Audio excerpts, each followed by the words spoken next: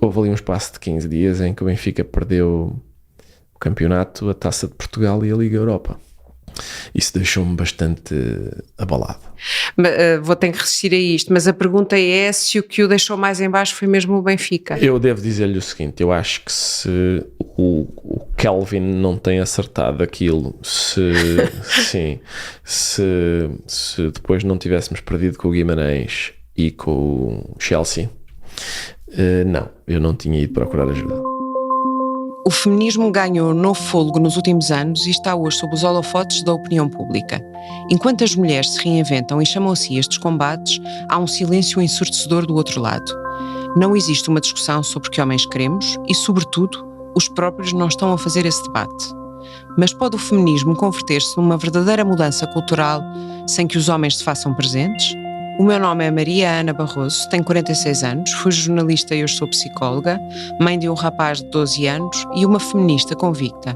Neste podcast vamos quebrar o silêncio, pôr homens e mulheres a falar sobre a visão que têm da masculinidade e encontrar pistas sobre o que pode mudar. Este é o podcast Um Homem Não Chora. O convidado de hoje é o humorista Ricardo Araújo Pereira, 49 anos, nascido e criado em Lisboa e pai de 2 jovens adultas. Sabemos que para muitos homens ainda é muito difícil expressar emoções, por vezes há até alguma incapacidade de chegar a esse lado, um certo desconhecimento deste léxico emocional. Muitos homens têm mesmo alguma vergonha de mostrar as suas emoções. Quando diz numa entrevista recente, a propósito das suas filhas, que ficou mariconçosamente com lágrimas... Mariconçamente, na verdade, sim. É mariconçamente, peço desculpa. Não faz mal. Mariconçamente, exatamente, exato. Por acaso tinha bem escrito. Com lágrimas, sim, foi isso que eu disse. Com lágrimas, significa que este é o seu caso? Revê-se neste retrato? Não. A questão é a seguinte, eu disse isso não porque, olha... Estou a chorar e um homem não chora. Que é uma provocação, não eu é? Eu sei que é e é boa, porque repara, eu acho que é interessante e faz-me pensar nisso, que é, eu disse, olha, estou a chorar, e o que indica, e não queria fazê-lo. E a sua conclusão é, será que é por causa disso? Será que é porque um homem não chora? E não é. É porque eu fui educado por uma mulher, curiosamente, que era praticante de uma espécie de austeridade emocional. E a gente pode dizer assim, bom, provavelmente porque ela tinha um machismo internalizado e educou-te para que os homens não chorassem. Mas não é verdade. Ela educou a minha prima direita exatamente da mesma forma.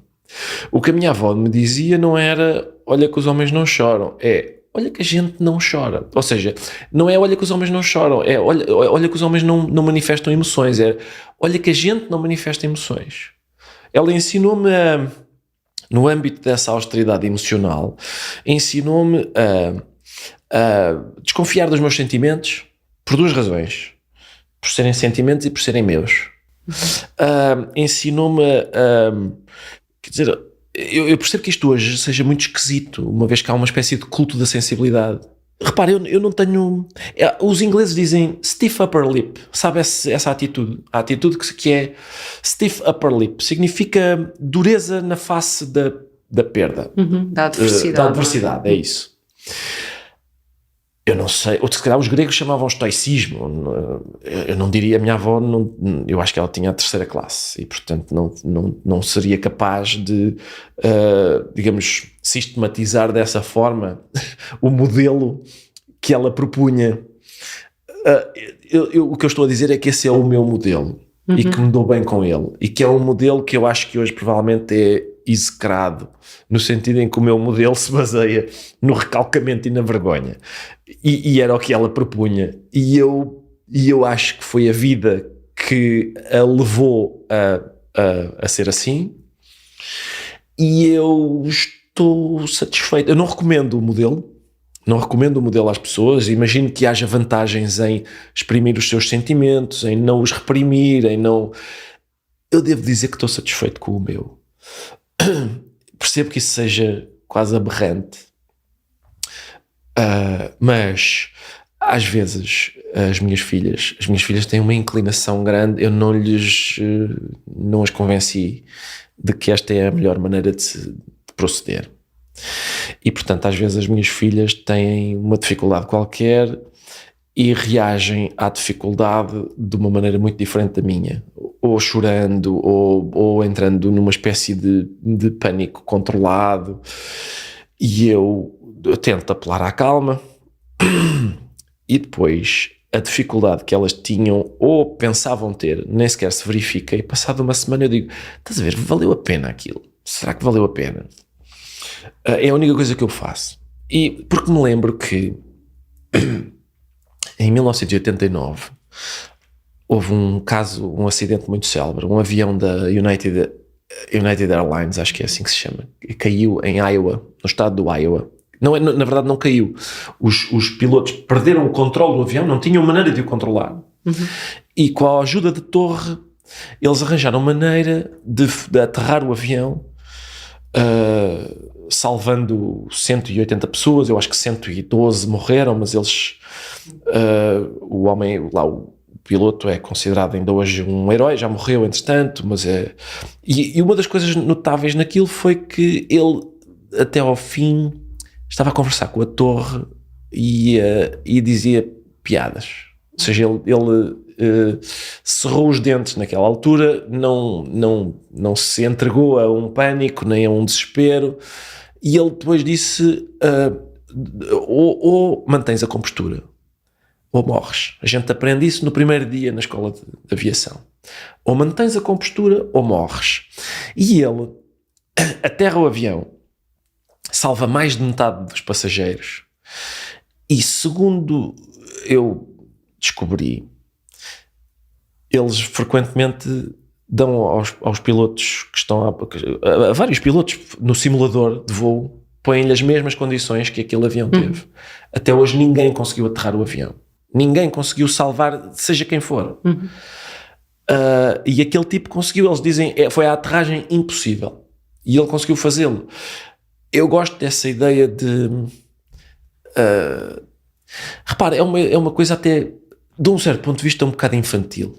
É a mesma coisa, sabe, quando é aplicar à vida adulta aquilo que as crianças fazem quando levam uma chapada e dizem, não me doeu.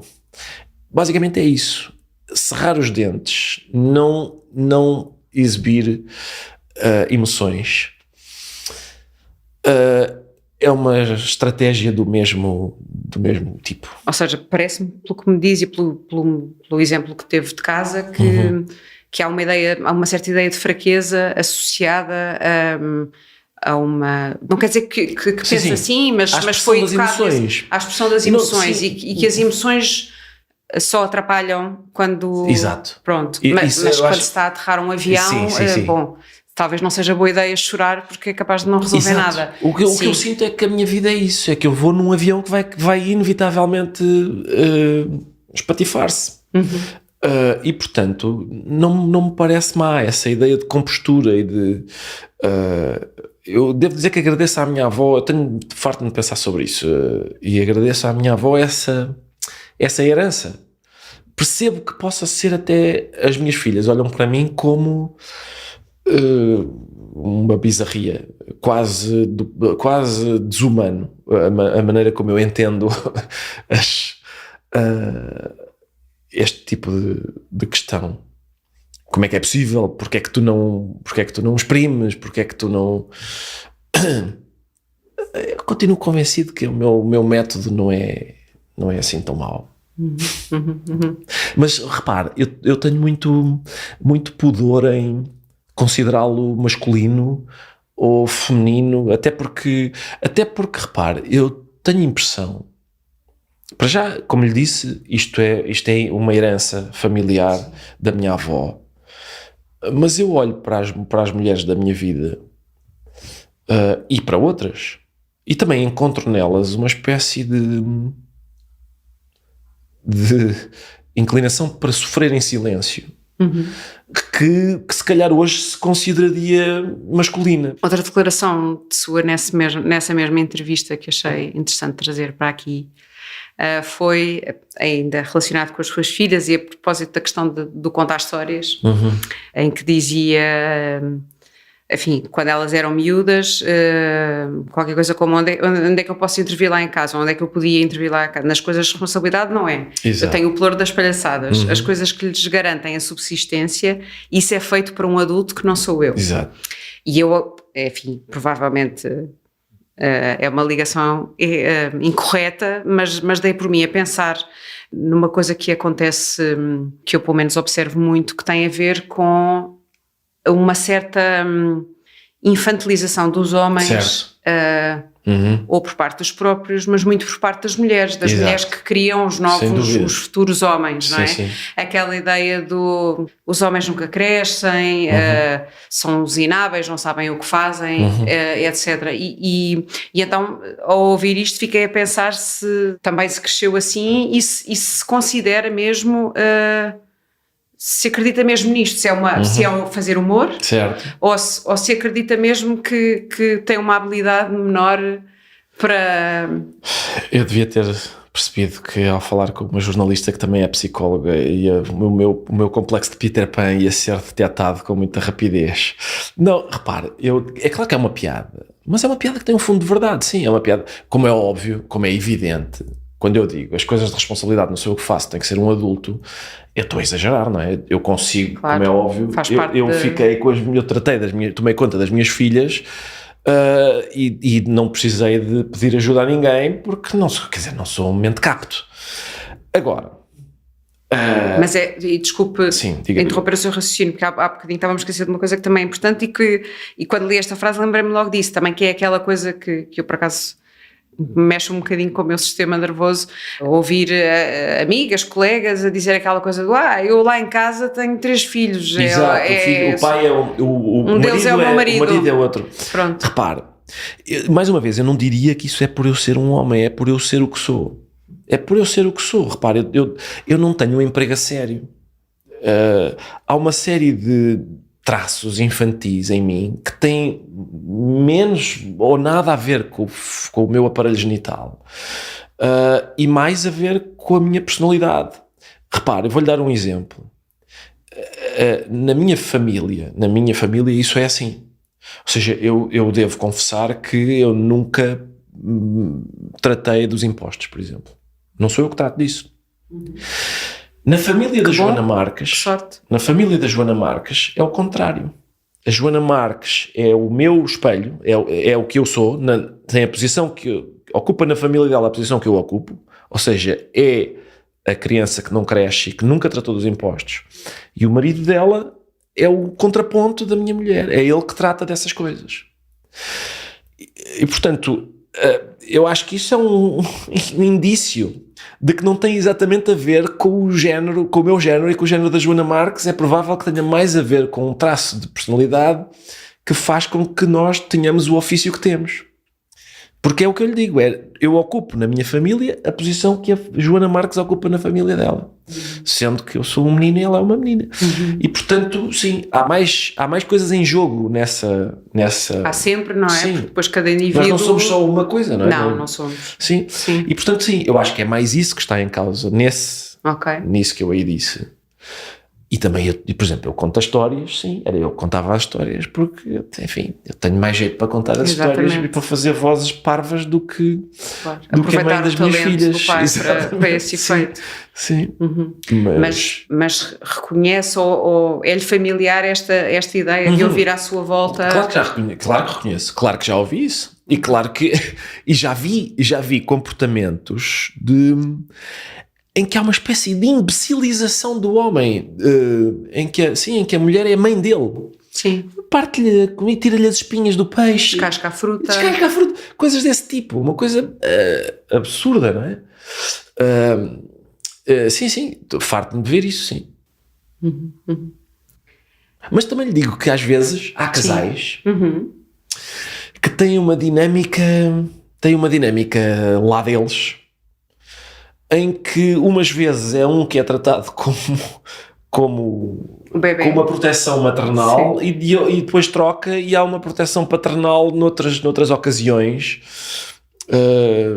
Enfim, vidas. Mas sim, mas reconheço que há um padrão daquilo que descreveu, ou seja, mas a da mulher do casal dizer eu tenho 3 filhos e um deles é o meu marido. Sim, e que nesse sentido possa perpetuar um bocadinho uma ideia de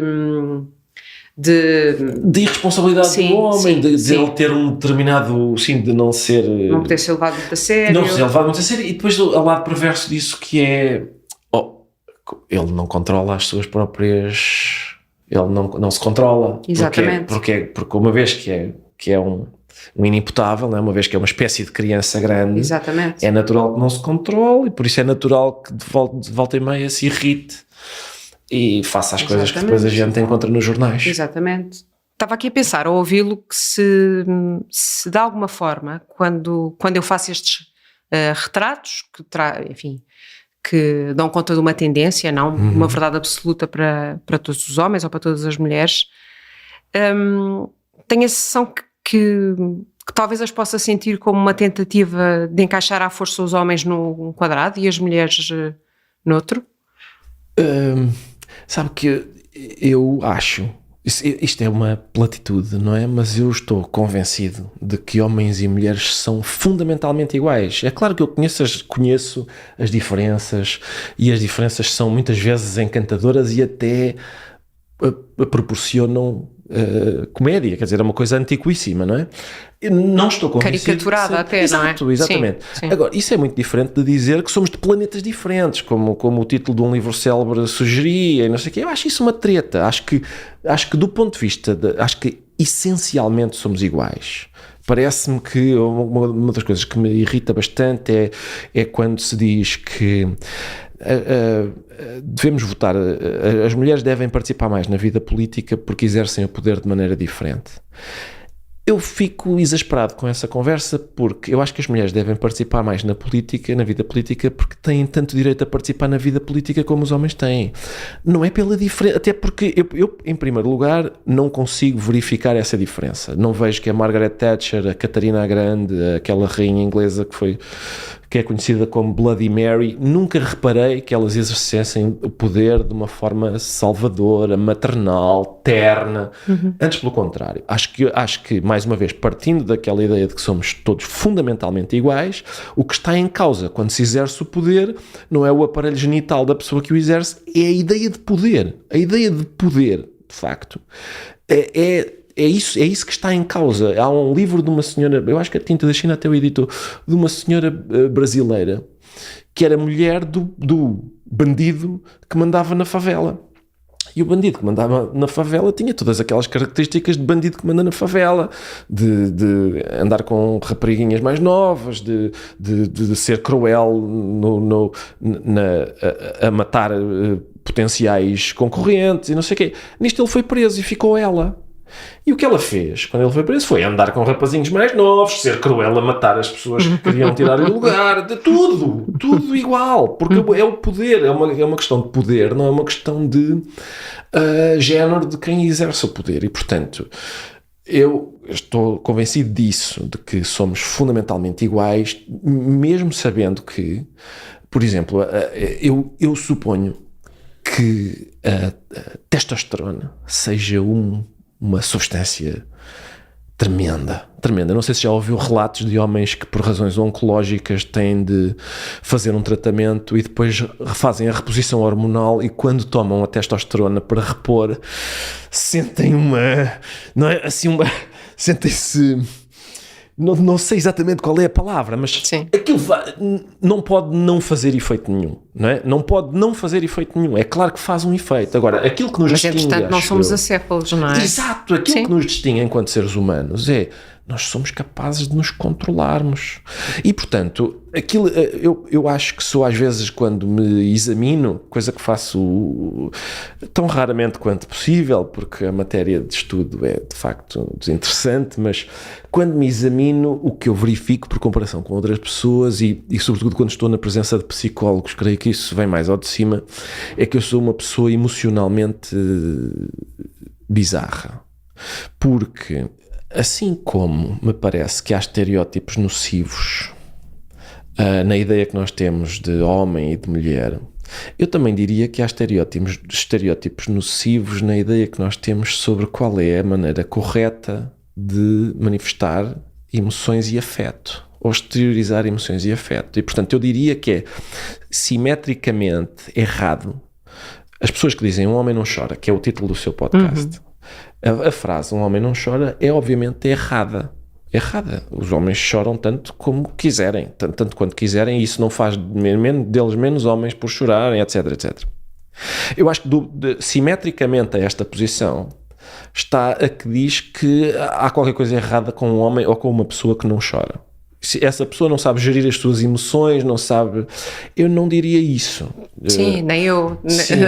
Nem eu. Não diria isso. E mesmo, às vezes, a gente diz assim, a gente associa a manifestação de afeto ou de emoções a uma certa feminilidade, coisa que também que eu rejeitaria. Eu não vejo que a sensibilidade seja património do género feminino. Parece-me é que, por exemplo, uma pessoa como eu, era aí que eu queria chegar sobre ser emocionalmente bizarro, uma pessoa como eu não tem, digamos, sinais exteriores de afeto.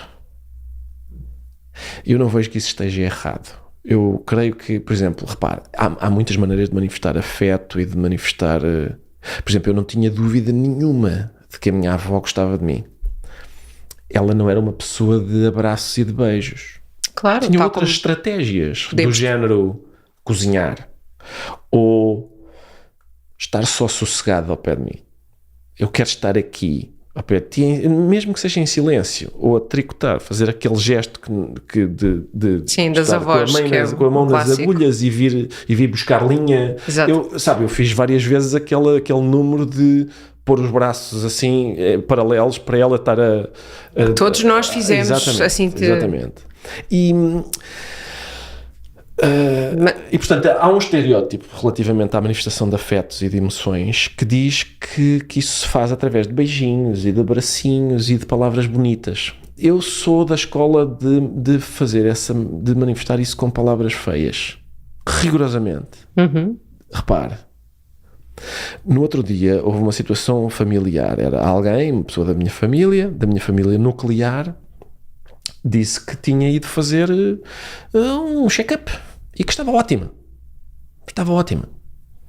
E outra pessoa da minha família nuclear revirou os olhos e disse assim: vamos ter que aturar para sempre.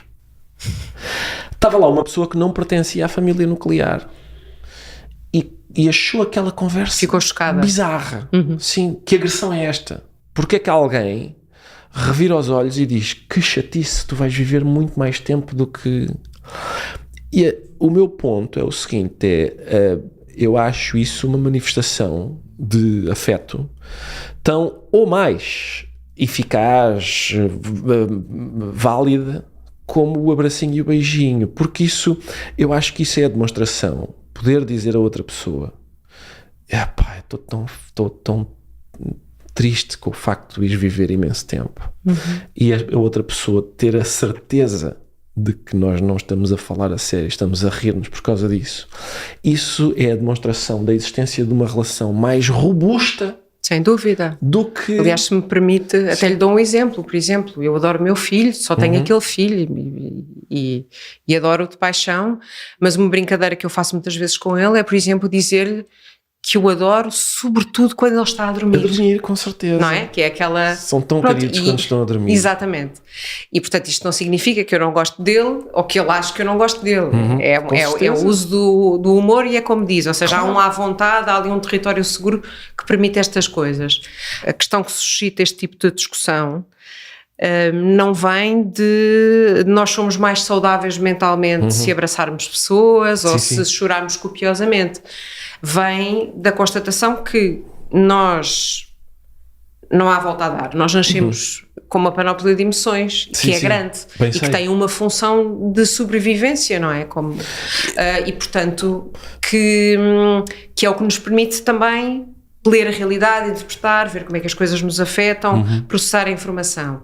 E o que nós temos, ainda que não seja o caso do Ricardo, até porque não há uma relação direta do género, faz terapia tal, ou chora não sei o quê, mas o que nós vemos é uma realidade ainda que persiste, por mais anos que passem, como eu falo de resto na introdução do podcast, mas que aproveito para reforçar, não é? Que é a questão de nós termos 70% dos suicídios são levados a cabo pelos homens, claro, 90% os homens têm muito maior probabilidade de desenvolver adições, de serem agressivos, e lá está. Eu não creio que seja porque os homens são umas bestinhas, não é? E que nascem particularmente maus, ou com particular perfil para cometer crimes diversos e bater nas mulheres. Ou seja, estas coisas não são, não é? Não são mais um igual a dois, não é? Depende dos contextos, depende de muita coisa. Mas a verdade é que há uma ligação que está estudada entre este tipo de perfis e de comportamentos que no final prejudicam muitas mulheres, mas também os próprios homens. Vêm muitas vezes de um sítio que é um sítio de não pensarmos muito nas nossas coisas, beber uns copos, não que seja nenhum juízo de valor, mas sei lá, não é? Desenvolver uma adição ou não ter relações, não sei, também gostava de lhe perguntar isso, não ter relações significativas, que é uma coisa que acontece ainda a muitos homens. Significativas com o sexo oposto ou até entre de amigos, por exemplo? Ou seja, a amizade não ser assim tão profunda como... Sim, e lá está, mesmo sendo profunda não significa que estejam sempre aos abraços, aos beijos, a chorar, ou não é? Mas ser aquela coisa de que a pessoa não está ali a representar. Não é? Não está num... O que acontece muitas vezes é não tem relações significativas, nem com homens nem com mulheres, mas sobretudo entre homens isso não existe muito. Não sei, por exemplo, se isto se faz sentido, se soa estranho. Não, eu creio, a primeira coisa, eu estava a tentar, foi isso que eu tentei, foi tentar dizer-lhe que embora, digamos, o meu comportamento e se calhar o meu quadro emocional pareça coincidir com a de uma pessoa que não só se conforma como aprova o estereótipo do homem não chora. Eu estava a tentar dizer-lhe que isso provavelmente é assim, mas por razões que são muito diferentes da existência desse estereótipo. Assim como, por exemplo, outras coisas que com o seu olho, digamos, clínico, identificou e bem, e foi levantando essas questões, como por exemplo a ideia de que em minha casa não sou exatamente eu que mando. E havendo uma parte de brincadeira nessa declaração, ela é fundamentalmente verdadeira. No essencial é verdadeira. De facto, digamos, a minha casa a minha família é matriarcal, se quisermos. E identificou isso como, e bem, acho que é uma conclusão que as pessoas tirariam, que há aquela ideia do homem man-child, não é? Do homem que não é responsável por nada, que é demasiado infantil e não sei o quê. E eu disse-lhe... E muitas vezes, só um parênteses rápido, são as próprias, ou seja... Portanto, são as próprias mulheres, as próprias mães que os educam para serem um atrasado, um imbecil. Bem, sem dúvida. O que eu estava a tentar contrapor era que, mais uma vez, coincide perfeitamente, encaixa perfeitamente nesse estereótipo, mas que me parecia, era o que eu lhe dizia. Até dei o exemplo da Joana Marques e do seu marido. Por acaso eles são os dois humoristas, a minha teoria fica um pouco abalada com isso, porque sim. Mas o certo é que ela é mais parecida comigo no sentido em que é a pessoa irresponsável da família que não paga contas, não olha para faturas, e ele é o tipo, não é frequente, eu conheço mais um, não é frequente eu conhecer humoristas como o Daniel Leitão ou, por exemplo, com o meu colega e amigo Cláudio Almeida, que são pessoas responsáveis e adultos funcionais, digamos assim. A generalidade dos humoristas que eu conheço são acriançados e são fulgurantemente imaturos até a uma idade muito avançada. Mas podem sê-lo. Exato, sejam homens ou mulheres. E não é incompatível com... Pode ser uma forma de estar na vida, um recurso ao humor frequente, sim, com certeza. mas que não se traduz em... Sim, eu acho que aquilo que eu descrevi como bizarria emocional se deve a duas coisas. É à formação, que é a influência decisiva da minha avó, de que eu lhe falei também, e à deformação, que é a minha inclinação para a comédia, que tem a inclinação para desvalorizar as coisas, olhar para elas e considerá-las mais pequenas do que na verdade são, e portanto, repare, eu compreendo que às vezes a ideia de patriarcado e de machismo, o que é, quer dizer, ela é tão nociva que se torna, por exemplo, nós sabemos todos as coisas, o que isso faz às mulheres, não é? A ideia de que o homem e a mulher partilham neste momento a vida profissional de igual modo, não é? Não há famílias dos anos 50 em que a mulher está em casa e o homem chega do trabalho e calça as pantufas e lê o jornal enquanto a mulher faz o jantar, não é isso? O que acontece é que a mulher continua muitas vezes a fazer o jantar porque apesar de trabalharem os dois fora de casa, depois chegam a casa e as tarefas não são partilhadas aí, há outra coisa. E sabemos todos isso. Tem aquele contraponto que é aquele que descreve na entrada do seu podcast, que é a história de os homens, aqueles que dominam, serem também os que vão mais vezes para a cadeia, os que desempenham mais vezes as profissões perigosas, os que têm mais risco de adição e de ficar sem casa, de ser sem abrigo. No outro dia eu estava a ver aquela série sobre a Segunda Guerra Mundial e estava a olhar para aquilo e estava a pensar, primeiro eu devo a minha liberdade a estes rapazes que foram arriscar a sua vida para combater os nazis, muitas vezes de uma maneira que era, eu das duas uma, ou saio daqui morto, ou gravemente estropiado, ou mesmo quando na eventualidade de sair inteiro, saio com uma experiência de tal modo traumática que eu nunca mais serei o mesmo. Aliás, a série até fazia em contraponto a parte ficcional e depois a parte real, com os homens hoje, os rapazes, eram os rapazes na altura e são hoje homens mais velhos do que eu, a recordar os amigos que perderam na batalha, etc. E quer dizer, a gente olha para aquilo e pensa, só há uma única razão para estas pessoas estarem aqui, que é terem nascido do sexo masculino. Exatamente, sim.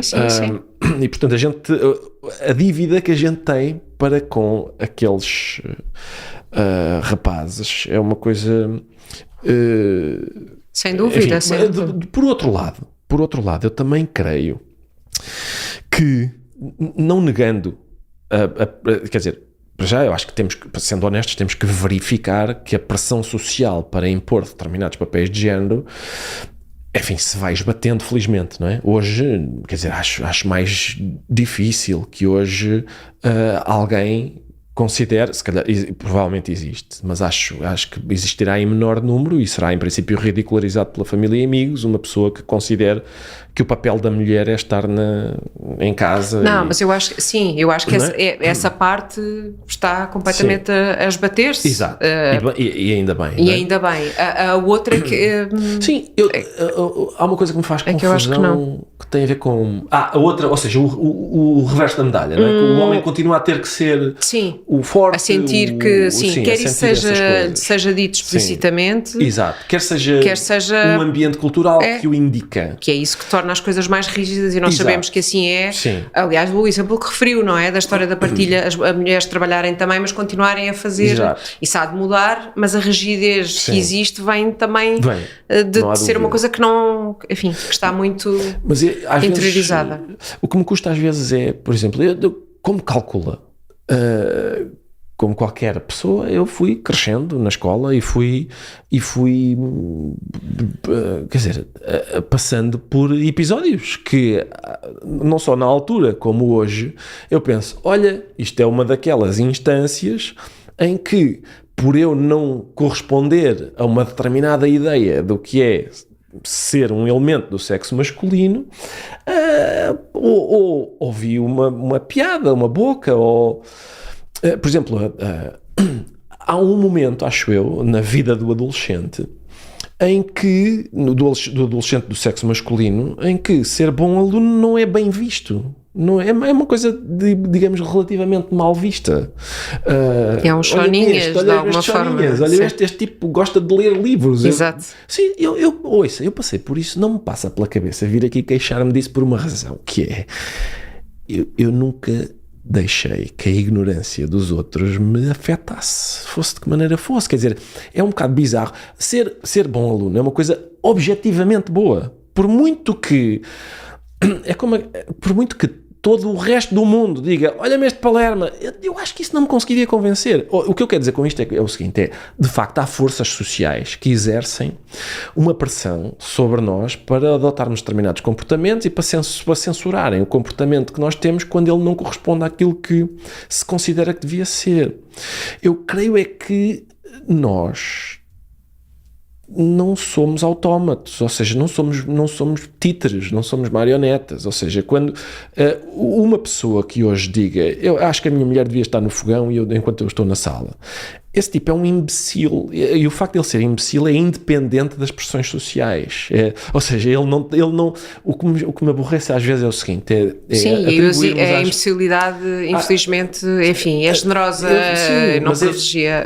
Aborrece-me que se atribua a uma pressão social que de facto existe a responsabilidade do comportamento de uma pessoa. Isso é completamente desresponsabilizador da pessoa, e eu acho que ela não deve ser desresponsabilizada. Por exemplo, aquela ideia de que há um ambiente geral de racismo e por isso somos todos racistas e lamento, mas isso não é assim. Sermos todos racistas significaria que não há nenhuma diferença entre mim e o Mário Machado, e há diferenças radicais. E há outro problema que significaria que o Mário Machado, coitado, ele é assim por causa das pressões sociais sobre ele. E também não é verdade. Ele é assim porque quer. Ele quer ser assim. A responsabilidade é dele. E pronto, não sei se... Mas quase como eu acho que quando a gente... tem a ver também... Lá está, mais uma vez tem a ver com a minha deformação, que é...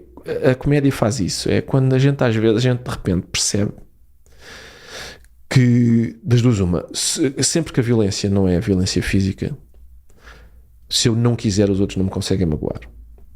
Se eu não quiser, ninguém me consegue magoar com recurso ao humor? Exatamente, com palavras, ninguém me consegue magoar com isso. Se eu não quiser. Há um texto do Dinis Machado muito, muito giro, chama-se Qual é o lado mais cómico disto? É ele a dizer que essa pergunta o foi assaltando a cada passo da vida, muitas vezes, que ele começou a surpreender-se com isso, nas ocasiões solenes, nas paradas militares, sempre que há ele começa a ver, espera aí, há um lado cómico nisto, nesta solenidade, na cerimónia, ou nas mortes da família, de repente há um velório e há sempre qualquer coisa que... Ele diz, uma vez eu tropecei nas escadas, caí, parti os dentes, e o meu primeiro impulso foi perguntar qual é o lado mais cómico disto. E ele há um parágrafo final em que ele diz que essa armadura de sol e de sombra, diz ele referindo-se ao humor, que ele reconhecia nos cómicos do início do século, o Chaplin, o Buster Keaton, que ele diz ele, o seu corpo de borracha.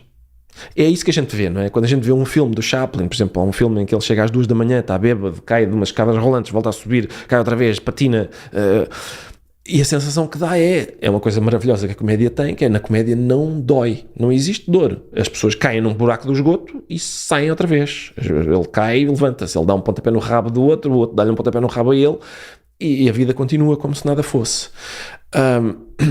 E isso, esse corpo de borracha, eu acho que que a gente vê nos filmes mudos. O que a comédia faz vai para além disso, que é dar-nos também um ego de borracha. E esse ego, essa indestrutibilidade, que é essa armadura de sol e de sombra, que ainda por cima é barata, não custa dinheiro, não é? E acha que é a prova de bala? Exatamente, sim. Acha que sim? Interiormente, sim. Ou seja, não há... A questão é essa, era aquilo que eu lhe dizia. Acho que a frase é essa, se eu não quiser, ninguém me magoa. Não estou a falar de violência física, mais uma vez. Claro que se 5 gandulos vierem para cima de mim com paus, garanto que me magoam. O kickboxing se calhar não me salva. Garanto que me magoam. Mas se eu, no pátio da escola, seja onde for, na rua, se eu não quiser, não, esses ténis, estes ténis eram da minha mãe, são um bocado coisa, paixão. Não é assim tão difícil, não é muito. É muito fácil a gente reverter, a gente pegar num insulto, virá-lo ao contrário e transformá-lo num emblema. Sim. Que está no peito. Mas é assim, é uma demonstração de força até. E é uma coisa um bocado paradoxal. E de inteligência, muitas vezes. Sim, eu diria que é uma coisa um bocado ligada. Paradoxal, ou seja, vamos supor que eu, quando tinha 11 anos e como já tinha o pé maior do que a minha mãe, herdei uns sapatos que lhe estavam demasiado, uns ténis que lhe estavam demasiado grandes. Vamos supor que isso era um comportamento que não correspondia, que não estava à altura, digamos, de uma masculinidade idealizada pelas pessoas. O facto de eu não deixar que a maneira como os outros olham para isso me afeta, acho que me coloca no seguinte paradoxo: eu sou tão masculino, que até o facto de eu não ser assim tão masculino não me afeta. Tenho a impressão que é isso. Espero que ninguém retire esta frase do contexto. Sim, do contexto, exatamente. Mas também podemos pensar na coisa do outro ponto de vista, e isso até me leva a um outro ponto, ver se não sou confusa a explicar, que é: o sentido do humor é, de resto, como se diz no linguajar, enfim, exatamente, é até um mecanismo de coping muito, muito útil, mas, e há sempre um mas num determinado nível pode-nos, ou seja, aquilo que diz, pode-nos proteger dos outros, mas não nos protege de nós próprios. Isso agora repare. Não, isso é muito bem visto. Sim, sim. E aí pego num exemplo que é, olha, por exemplo, como temos os miúdos que são gordos na escola e que usam isso como arma de defesa, tudo certo. Mas a questão é que o recurso, não quer dizer que, mais uma vez, que no seu caso isso seja uma questão, mas o recurso ao humor também pode ser um exercício de fuga, como os outros de que nós falámos. Aliás, sim, temos exemplos, e conheces tão bem ou melhor que eu, de pessoas que se suicidaram, nomeadamente humoristas. Sem dúvida. Não é? E que isso não funcionou porque lá está, isto é uma chatice. Mas as emoções estão lá na mesma. Não há dúvida. Mas apesar de tudo, eu diria o seguinte: eu acho que, repare, quando um dentista se suicida, ninguém diz nada. Ninguém diz: que surpresa, o dentista suicidou-se. Quando o humorista se suicida, toda a gente nota. Verdade. Isso é verdade, chama a atenção. Mas não funcionou, já viu? Não funcionou o humor. Funcionou. Há um argumento a favor de dizer que isto é uma espécie de... É como fazer cócegas. A gente não consegue fazer cócegas a si próprio, não é? É um remédio que não funciona se o tomarmos nós, quando é feito por nós. Conhece aquela história, não sei se conhece, nem sequer sei se já no decurso desta conversa já lhe contei, mas estou a ficar velho, mas há uma história é uma história muito conhecida, que é sobre um homem que vai ao médico e diz: doutor, eu estou deprimido. Estou muito deprimido, não sei o que, o médico examina e verifica realmente, você está deprimidíssimo. Só há uma solução para si. Eu recomendo que vá ao circo ver o palhaço Grimaldi. E o homem diz: doutor, eu sou o palhaço Grimaldi. É uma história muito... Contava-se no século XIX com o palhaço Grimaldi, no início do século XX com o palhaço Brock. É sempre o palhaço mais conhecido da sua época. É o que é escolhido para protagonizar a história, porque de alguma maneira as pessoas acham interessante, divertido, a ideia de que ir ver um palhaço, ir ver comédia seja uma espécie de remédio, mas que ele não funciona no próprio. Isso é verdade. Apesar de tudo, repare, eu também... uma das coisas que eu acho que a comédia tem boas é que, uma vez que ela desvaloriza tudo, também se desvaloriza a si própria. Sim. E portanto não tem, eu creio que termos a noção da nossa própria insignificância e até da precariedade que esse remédio, do tratamento que esse remédio oferece, é uma coisa que a gente deve manter presente. Mas eu não conheço melhor do que isto. Eu reconheço a precariedade do remédio, não conheço nenhum outro que seja mais eficaz. É possível que o seu seja melhor. Há uma coisa que não há uma fórmula igual para todos. Eu tenho verificado, provavelmente isto também são rabugices de velho, mas eu tenho verificado que houve um tempo em que a doença mental era um tabu. E isso era mesmo muito negativo. Era muito negativo que a doença mental fosse um tabu. E ainda é, mas assim... Eu neste momento... Andámos muito, sobretudo desde a pandemia, mas... E andámos tanto, acho eu. E é mais tabu nos homens. E é mais tabu nos homens, não há dúvida nenhuma, sim. Mas houve um tempo em que a saúde mental era um tabu. E como disse, andámos muito. Eu às vezes fico na dúvida se não teremos andado demais. Porque, repara, é só por uma razão. É que antigamente, de facto, não se falava de saúde mental. E agora fala-se mesmo muito. E fala-se a um ponto que eu creio que é contraproducente. Que é, eu agora vejo pessoas que não têm nenhuma formação em saúde mental a fazerem podcasts sobre saúde mental. Só porque têm uma vaga ansiedade. Eu tenho ansiedade. Logo faço um podcast sobre saúde mental. Sim. E depois dizem coisas sobre saúde mental que oscilam entre... a charlatanice da autoajuda, enfim, coisas desse tipo. Ou seja, é uma maneira de falar de saúde mental que não é falar, é ruído sobre saúde mental, o que é prejudicial, acho eu, à conversa sobre saúde mental. É uma coisa que às vezes se equipara. Eu lembro da minha avó, quando a minha avó ia ao médico, na sala de espera, conversava com as outras velhotas sobre, e as minhas varizes, e eu, que tenho, e as minhas costas. E eu acho que essa conversa migrou para a saúde mental. Nós agora assistimos na sala de espera de vários consultórios, pessoas que estão a trocar também cartas sobre a minha ansiedade e o meu não sei o quê. É por isso que há pouco dizia, desculpe, mas já agora lembrei-me logo disso, que há uma espécie de culto da sensibilidade. Tem a ver com isso? Eu diria que há uma espécie de culto da sensibilidade, sim, que há uma espécie de... Eu acho que há uma espécie de dramatização. Para já parece-me que há, como há esta tendência que é positiva para que se fale de saúde mental finalmente, mas de repente há uma espécie de gala em falar disso.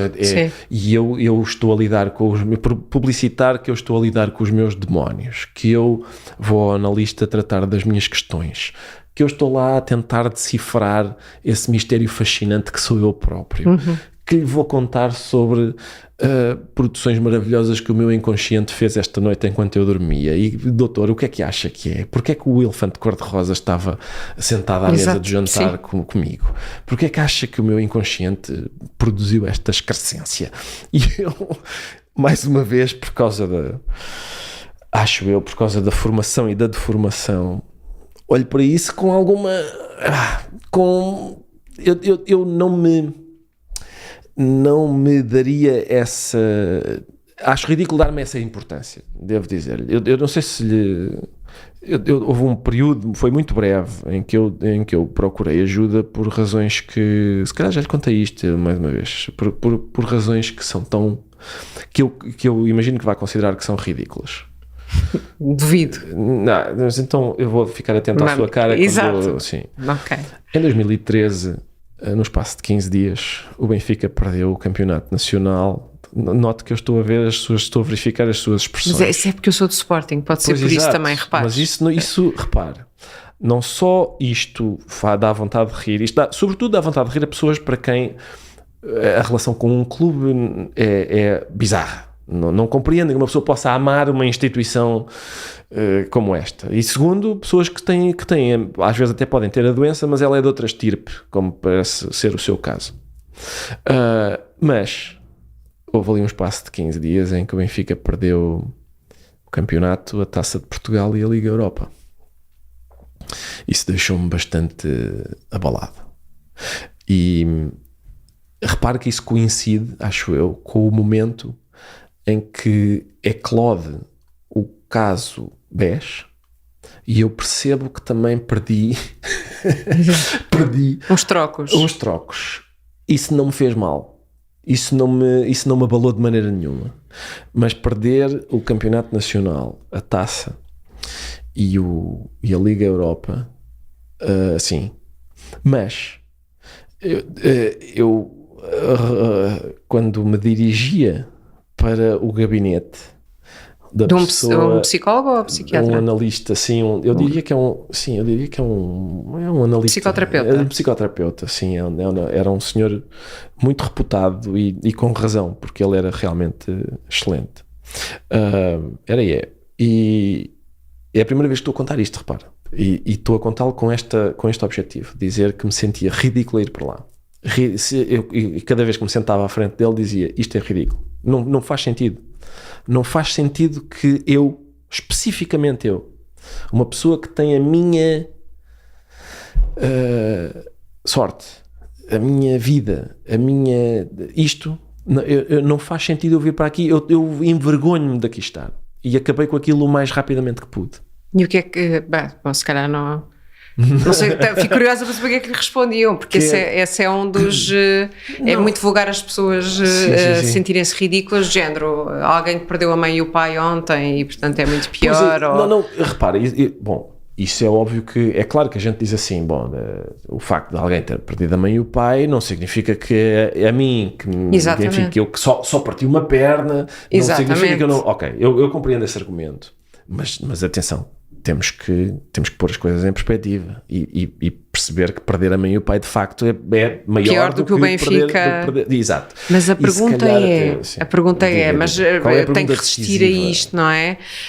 Vou ter que resistir a isto, mas a pergunta é se o que o deixou mais em baixo foi mesmo o Benfica. Pois, se calhar não chegou a explorar isso. Eu sei que do ponto de vista que vocês têm digamos essa... Não, e repare, o será futebol... que o Benfica não era um pretexto para outra coisa? Pode não ser, não está em é lugar só de outra abrir coisa. Pode não ser. Eu devo dizer-lhe o seguinte, eu acho que se o Kelvin não tem acertado aquilo, se depois não tivéssemos perdido com o Guimarães e com o Chelsea, não, eu não tinha ido procurar ajuda. Ok.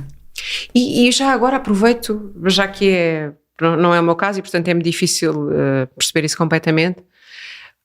É curioso porque foi buscar o exemplo do futebol e uma das coisas que se refere volta e meia é que os mesmos homens que gostam, que não são todos, mais uma vez, sim. mas que tendem a querer manter-se firmes e fortes e não mostrar vulnerabilidades e fraquezas, depois no futebol choram que nem uns meninos. Exato. Que nem uns meninos pequeninos, não sei como. Bom, agora sou eu próprio, está a ver. Eu também tenho as minhas. Sabe que mas outro dia estava a ouvir uma conversa agora. E abraçam-se aos amigos, como não fazem noutras alturas. Enfim. Exatamente, mas manifestam um afeto que reprimem noutras ocasiões. Também acontece. Com certeza que acontece. Eu já abracei desconhecidos, completos desconhecidos em estádios de Portugal e do estrangeiro. Muitas vezes estou, por exemplo, quando vou ver o Benfica ao estrangeiro, a última vez que fui levei as minhas duas filhas. Gera-se de repente uma solidariedade entre adeptos e não sei o quê. São pessoas absolutamente desconhecidas que ou que abraçam ou que...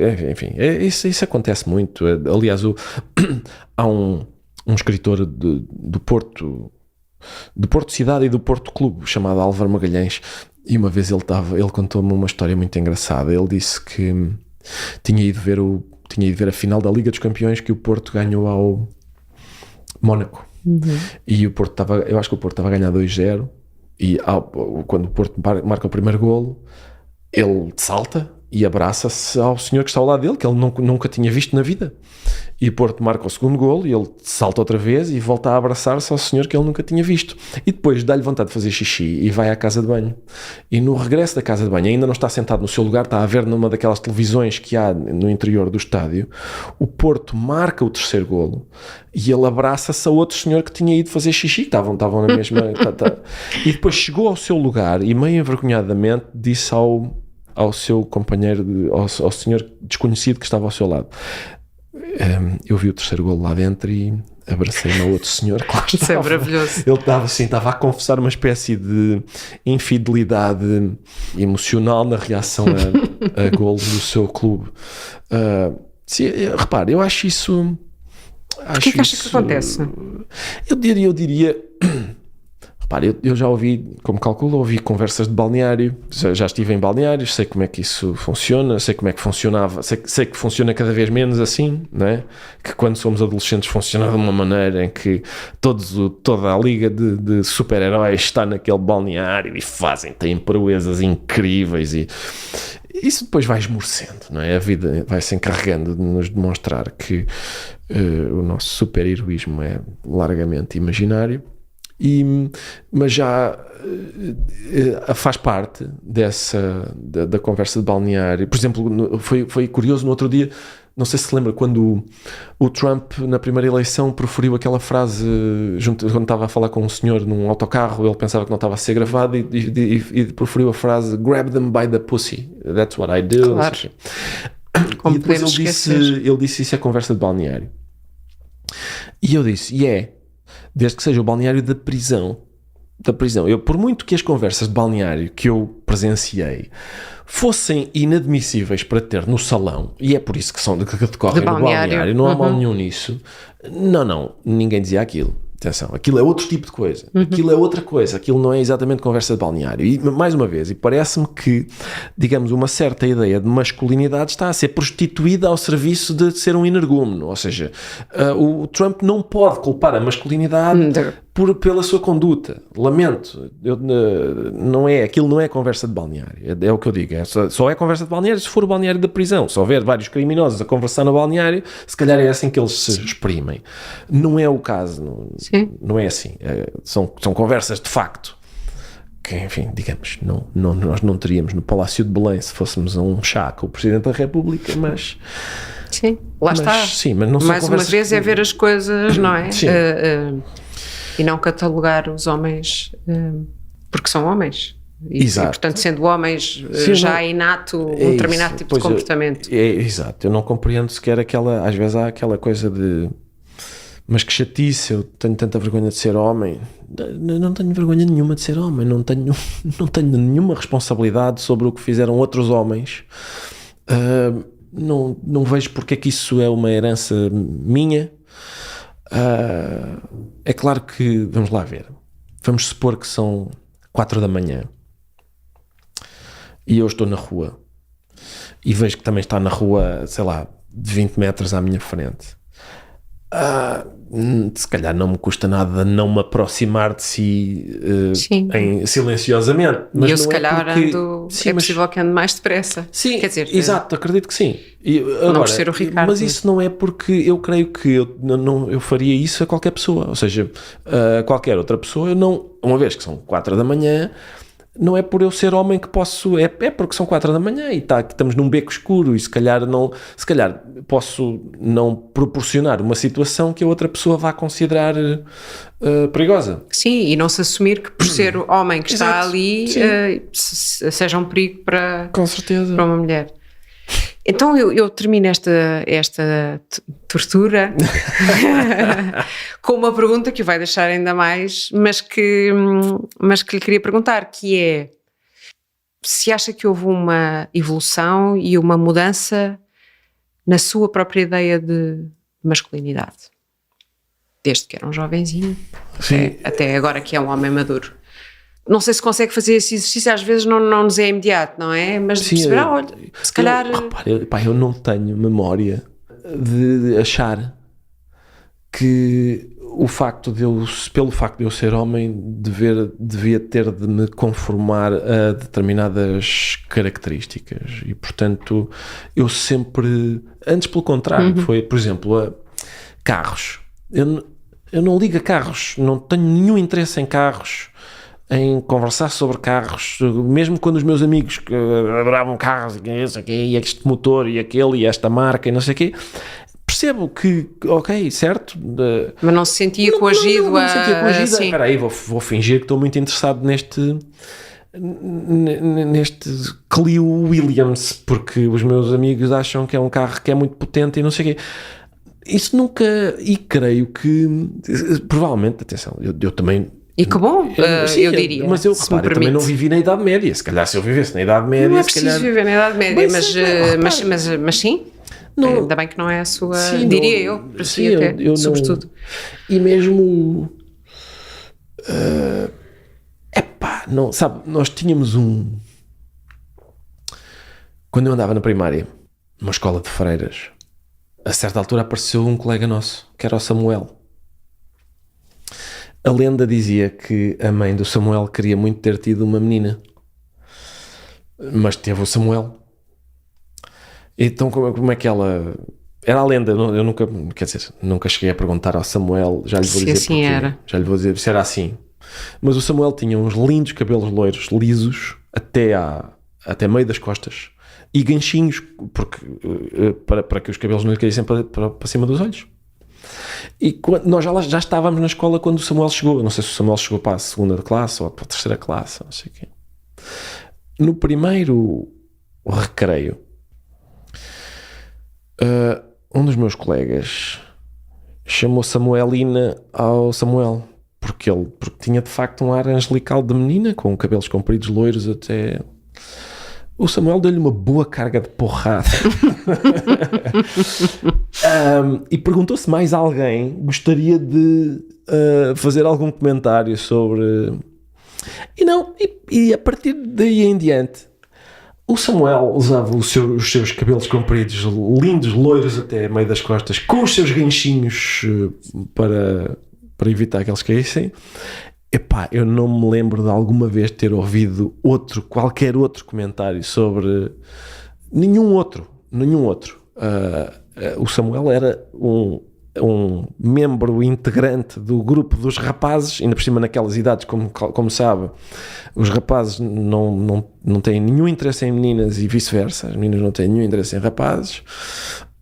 E portanto o Samuel era um elemento integrante do nosso grupo, exatamente igual a qualquer outro, por exemplo a mim, que sempre usei o cabelo, por acaso nessa altura não, a minha avó achava que os caracóis eram uma coisa interessante, mas... Já percebi também porque é que nunca perguntou ao Samuel se a lenda se confirmava ou não. Pois exatamente, porque o Samuel deixou muito claro. Na altura... Sim, o Samuel deixou muito claro desde o início que não lhe apetecia conversar sobre esse assunto. Sim. E bem. E portanto... Não quis que o pusessem num quadrado, no tal quadrado. Exato. Sabe que as crianças, sobretudo naquela idade, isto, como lhe disse, ou seja, é entre os 6 e os 10. As crianças são um bocadinho... Tudo o que é estranho. Sim. Assinalam isso até mais... Aliás, é do ser humano. Às vezes sim. há quem não... Enfim, com aliás, a idade não... É uma característica que vamos perdendo. Repare, quantas vezes é que isso não nos acontece, não é? Quando estamos ao pé de uma criança e a criança diz: porquê é que aquilo é assim? E a gente diz: olha, realmente o meu olhar está tão calejado que não... reparo que é estranho o que este miúdo, com o seu olhar inaugural sobre as coisas, viu como relativamente bizarro. E os putos conseguem ser cruéis com essa coisa de dizer: tu não és igual, tu és diferente, tu não sei o quê. Mas ali foi muito rápido. Eu não estou a dizer que a receita é realmente o menino a quem se diz: olha, tu és um bocado diferente, ministrar. Mas ele tinha esses recursos de alguma forma. Tinha esses recursos e foram muito eficazes. Foram mesmo muito eficazes. A esta distância acho uma coisa ótima. Por acaso gostava de saber onde é que anda o Samuel. O que é feito do Samuel? Obrigada, Ricardo. Ora, esse. Na próxima semana há mais um episódio para acompanhar. Não deixe de nos seguir nas plataformas habituais, partilhar, avaliar e comentar. Este episódio foi editado por Inês Rocha, com música de Ana Marques Maia e coordenação de Patrícia Jesus.